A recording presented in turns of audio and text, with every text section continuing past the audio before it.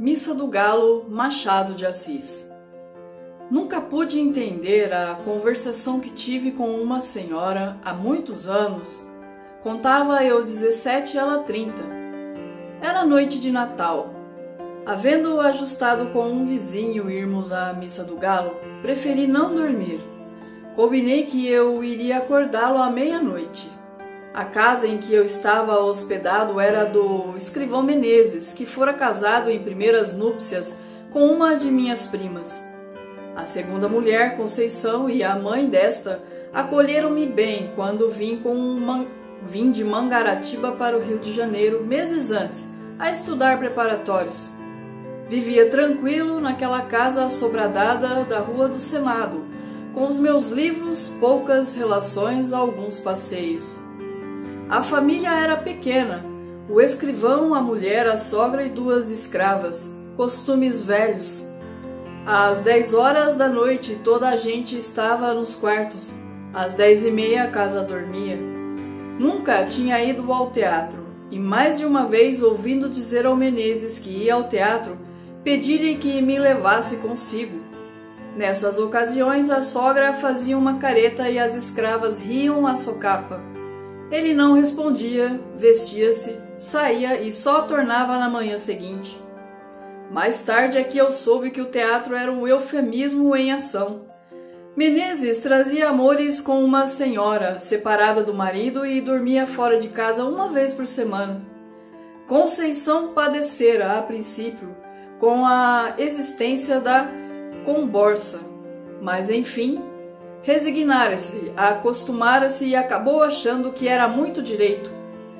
Boa Conceição, chamavam-lhe a Santa, e fazia jus ao título, tão facilmente suportava os esquecimentos do marido. Em verdade, era um temperamento moderado, sem extremos, nem grandes lágrimas, nem grandes risos. No capítulo de que trato, dava para maometana. Aceitaria um harém com as aparências salvas. Deus me perdoe se a julgo mal. Tudo nela era atenuado e passivo.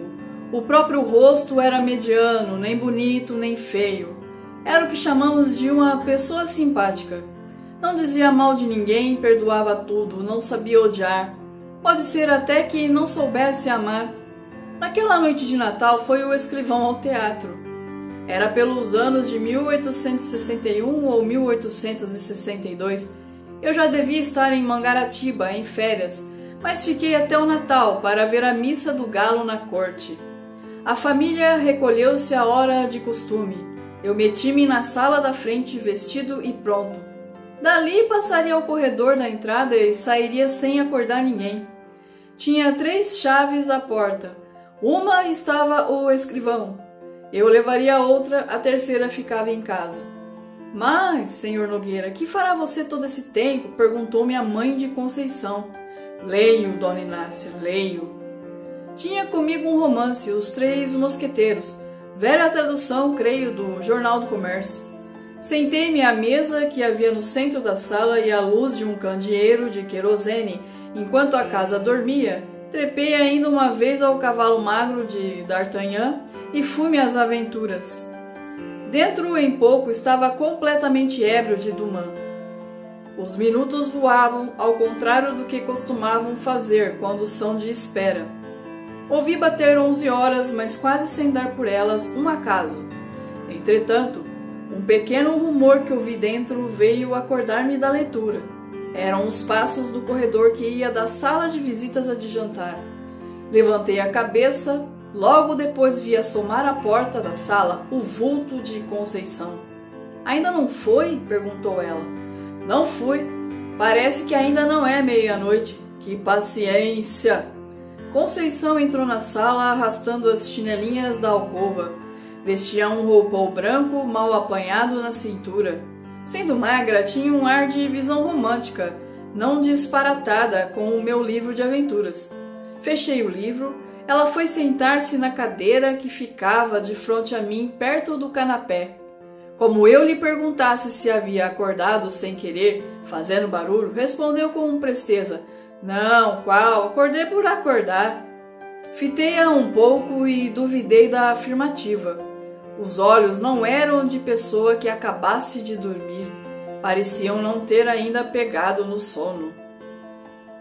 Essa observação, porém, que valeria alguma coisa em outro espírito, depressa a botei fora, sem advertir que talvez não dormisse justamente por minha causa, e mentisse para me não afligir ou aborrecer. Já disse que ela era boa, muito boa. Mas a hora já há de estar próxima, disse eu. Que paciência a sua de esperar acordado enquanto o vizinho dorme. E esperar sozinho. Não tem medo de almas do outro mundo? Eu cuidei que se assustasse quando me viu. Quando ouvi os passos, estranhei, mas a senhora apareceu logo. Que é que estava lendo? Não diga, já sei. O Romance dos Mosqueteiros. Justamente, é muito bonito. Gosta de romances? Gosto. Já leu A Moreninha, do Dr. Macedo? Tenho lá em Mangaratiba. Eu gosto muito de romances, mas leio pouco por falta de tempo. Que romances é que você tem lido? Comecei a dizer-lhe os nomes de alguns. Conceição ouvia-me com a cabeça reclinada no espaldar, enfiando os olhos por entre as pálpebras meio cerradas, sem os tirar de mim. De vez em quando passava a língua pelos beiços para umedecê-los. Quando acabei de falar, não me disse nada. Ficamos assim alguns segundos. Em seguida, via endireitar a cabeça, cruzar os dedos e sobre eles pousar o queixo. Tendo os cotovelos nos braços da cadeira, tudo sem desviar de mim os grandes olhos espertos. Talvez esteja aborrecida, pensei eu. E logo alto. Dona Conceição, creio que vão sendo horas, e eu, não, ainda é cedo. Vi agora o mesmo relógio, são 11h30. Tem tempo. Você, perdendo a noite, é capaz de não dormir de dia? Já tenho feito isso. Eu não, perdendo uma noite, no outro dia estou que não posso, e meia hora que seja hei de passar pelo sono. Mas também estou ficando velha. Que velho o quê, Dona Conceição?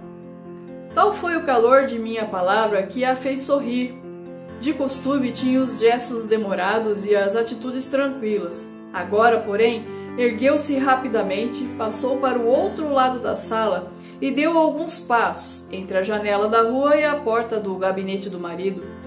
Assim, com o desalinho honesto que trazia, dava-me uma impressão singular. Magra, embora tinha não sei que balanço no andar, como quem lhe custa levar o corpo. Essa feição nunca me pareceu tão distinta como naquela noite. Parava algumas vezes examinando um trecho de cortina ou consertando a posição de algum objeto no aparador.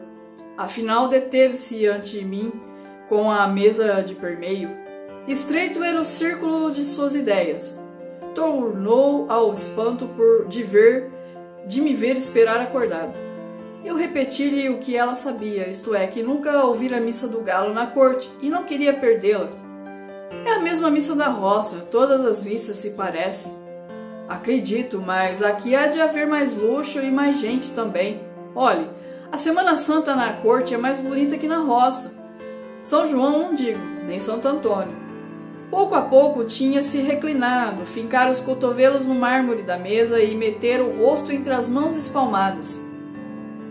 Não estando abotoadas as mangas, caíram naturalmente e eu vi-lhe metade dos braços, muito claros e menos magros do que se poderiam supor. A vista não era nova para mim, posto também não fosse comum. Naquele momento, porém, a impressão que tive foi grande. As veias eram tão azuis que, apesar da pouca claridade, podia contá-las do meu lugar. A presença de Conceição espertara-me ainda mais que o livro. Continuei a dizer o que pensava das festas da roça e da cidade, e de outras coisas que iam vindo à boca. Falava emendando os assuntos sem saber por quê, variando deles ou tomando os primeiros, e rindo para fazê-la sorrir e ver-lhe os dentes que luziam de brancos, todos iguaizinhos. Os olhos dela não eram bem negros, mas escuros. O nariz, seco e longo, um tantinho curvo, dava-lhe ao rosto um ar interrogativo. Quando eu alteava um pouco a voz, ela reprimia-me. Mais baixo, mamãe pode acordar. E não saía daquela posição que me enchia de gosto, tão perto ficavam as nossas caras. Realmente, não era preciso falar alto para ser ouvido, cochichávamos os dois. Eu mais que ela, porque falava mais. Ela, às vezes, ficava séria, muito séria, com a testa um pouco franzida. Afinal, cansou, trocou de atitude e de lugar. Deu volta à mesa e veio sentar-se do meu lado no canapé. Voltei-me e pude ver a furto o bico das chinelas, mas foi só o tempo que ela gastou em sentar-se. O roupão era comprido e cobriu-as logo. Recordo-me que eram pretas. Conceição disse baixinho: mamãe está longe, mas tem o sono muito leve. Se acordasse agora, coitada, tão cedo não pegava no sono. E eu também sou assim. O quê? Perguntou ela, reclinando o corpo para ouvir melhor. Fui sentar-me na cadeira que ficava ao lado do canapé e repeti-lhe a palavra. Riu-se da coincidência. Também ela tinha o sono leve. Éramos 3 sonos leves. Há ocasiões em que sou como uma mãe, acordando. Custa-me dormir outra vez. Rolo na cama à toa, levanto-me, acendo vela, passeio, torno a deitar-me e nada. Foi o que lhe aconteceu hoje. Não, atalhou ela. Não entendi a negativa. Ela pode ser que também não entendesse. Pegou das pontas do cinto e bateu com ela sobre os joelhos, isto é, o joelho direito, porque acabava de cruzar as pernas. Depois, referiu uma história de sonhos e afirmou-me que só tivera um pesadelo, em criança. Quis saber se eu os tinha. A conversa reatou-se assim lentamente, longamente, sem que eu desse pela hora nem pela missa. Quando eu acabava uma narração ou outra explicação, ela inventava outra pergunta ou outra matéria e eu pegava novamente da palavra. De quando em quando reprimia-me. Mais baixo, mais baixo. Havia também umas pausas. 2 outras vezes pareceu-me que a via dormir, mas os olhos cerrados por um instante abriam-se logo sem sono nem fadiga, como se ela os houvesse fechado para ver melhor. Uma dessas vezes creio que deu por mim embebido na sua pessoa e lembra-me que os tornou a fechar, não sei se apressada ou vagarosamente. Há impressões dessa noite que me aparecem truncadas ou confusas. Contradigo-me e atrapalho-me. Uma das que ainda tenho frescas é que, em certa ocasião, ela, que era apenas simpática, ficou linda. Ficou lindíssima. Estava de pé, os braços cruzados. Eu, em respeito a ela, quis levantar-me. Não consentiu, pôs uma das mãos no meu ombro e obrigou-me a estar sentado. Cuidei que ia dizer alguma coisa, mas estremeceu como se tivesse um arrepio de frio. Voltou as costas e foi sentar-se na cadeira, onde me achara lendo. Dali relanceou a vista pelo espelho, que ficava por cima do canapé. Falou de 2 gravuras que pendiam da parede. Estes quadros estão ficando velhos. Já pedi a Chiquinho para comprar outros. Chiquinho era o marido. Os quadros falavam do principal negócio deste homem. Um representava a Cleópatra. Não me recordo o assunto do outro, mas eram mulheres. Vulgares ambos, naquele tempo não me pareciam feios. São bonitos, disse eu. Bonitos são, mas estão manchados. E depois, francamente, eu preferia 2 imagens, 2 santas. Essas são mais próprias para a sala de rapaz ou de barbeiro. De barbeiro? A senhora nunca foi à casa de barbeiro. Mas imagino que os fregueses, enquanto esperam, falam de moças e namoros, e naturalmente o dono da casa alegra a vista deles com figuras bonitas. Em casa de família é que não acho próprio. É o que eu penso, mas eu penso muita coisa assim esquisita.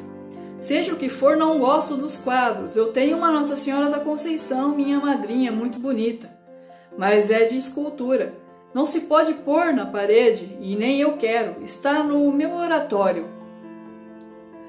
A ideia do oratório trouxe-me a da missa. Lembrou-me que podia ser tarde e quis dizê-lo. Penso que cheguei a abrir a boca, mas logo a fechei para ouvir o que ela contava, com doçura, com graça, com tal moleza, que trazia preguiça à minha alma e fazia esquecer a missa e a igreja. Falava de suas devoções de menina e moça. Em seguida referia umas anedotas de baile, uns casos de passeio, reminiscências de Paquetá, tudo de mistura, quase sem interrupção. Quando cansou do passado, falou do presente, dos negócios da casa, das canseiras de família, que lhe diziam ser muitas, antes de casar, mas não eram nada. Não me contou, mas eu sabia que casara aos 27 anos. Já agora não trocava de lugar como a princípio e quase não saíra da mesma atitude. Não tinha os grandes olhos compridos e entrou a olhar à toa para as paredes. Precisamos mudar o papel da sala, disse daí a pouco, como se falasse consigo. Concordei para dizer alguma coisa, para sair da espécie de sono magnético ou o que quer que era que me tolhia a língua e os sentidos. Queria e não queria acabar a conversação. Fazia esforço para arredar os olhos dela e arredava-os por um sentimento de respeito, mas a ideia de parecer que era aborrecimento, quando não era, levava meus olhos outra vez para a Conceição. A conversa ia morrendo. Na rua, o silêncio era completo. Chegamos a ficar por um tempo, não posso dizer quanto, inteiramente calados. O rumor único e escasso era um roer de camundongo no gabinete, que me acordou daquela espécie de sonolência. Quis falar dele, mas não achei modo. Conceição parecia estar devaneando. Subitamente ouvi uma pancada na janela do lado de fora e uma voz que bradava: "Missa do Galo, Missa do Galo!" "Aí está o companheiro", disse ela levantando-se. "Tem graça, você é que ficou de ir acordá-lo. Ele é que vem acordar você. Vá, que hão de ser horas, adeus." "Já serão horas?" perguntei. "Naturalmente." "Missa do Galo", repetiram de fora batendo. "Vá, vá, não se faça esperar, a culpa foi minha, adeus até amanhã." E com o mesmo balanço de corpo, Conceição enfiou pelo corredor dentro, pisando mansinho. Saí à rua e achei o vizinho que esperava. Guiamos dali para a igreja. Durante a missa, a figura de Conceição interpôs-se mais de uma vez entre mim e o padre. Fiquei isto à conta dos meus 17 anos. Na manhã seguinte ao almoço, falei da Missa do Galo e da gente que estava na igreja, sem excitar a curiosidade de Conceição. Durante o dia, achei-a como sempre, natural, benigna, sem nada que fizesse lembrar a conversação da véspera. Pelo ano bom, fui para Mangaratiba. Quando tornei ao Rio de Janeiro em março, o escrivão tinha morrido de apoplexia. Conceição morava no Engenho Novo, mas nem a visitei nem a encontrei. Ouvi mais tarde que casara com o escrevente juramentado do marido.